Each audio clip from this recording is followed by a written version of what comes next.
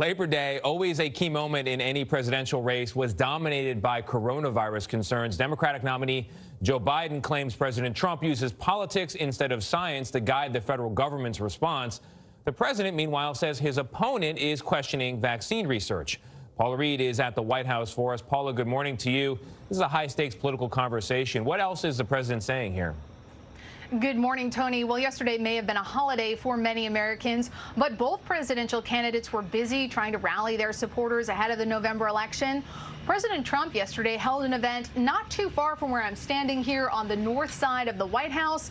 It was billed as a Labor Day press conference, but it sounded a lot like a campaign rally.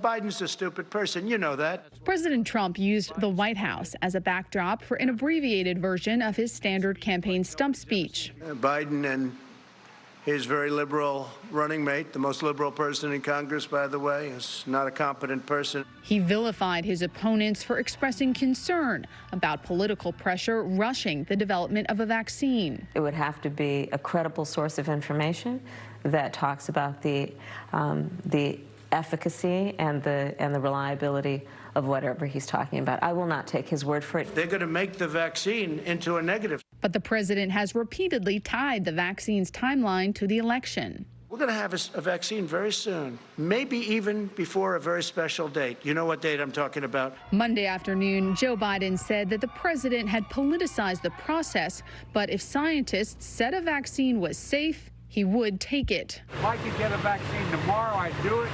If it cost me the election, I'd do it. Meanwhile, the president continued to refute a report by The Atlantic magazine alleging he canceled a visit to an American cemetery near Paris in 2018 because he reportedly said the cemetery was filled with losers. Only an animal would say a thing like that. But the president went on to attack military leaders. I'm not saying the military is in love with me. The soldiers are.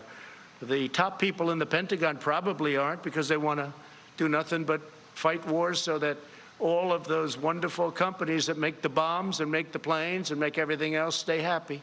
And Biden seized on the report, invoking his late son, Beau, an Iraq war veteran who died of cancer in 2015.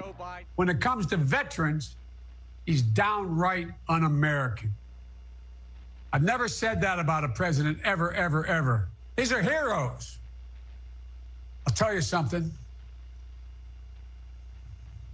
My Beau wasn't a loser. President Trump heads to Florida and then North Carolina later today.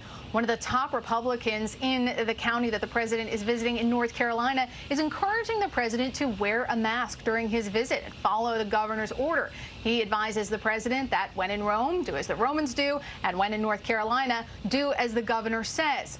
Now, just a moment ago, I got off the phone with a White House source who tells me that the president is currently working on a list of potential Supreme Court picks. So those are people that he would nominate to the high court if he got an opening, which is very likely if he's reelected. I'm told that that list could be released as soon as this week. Anthony? All right, Paula, thank you.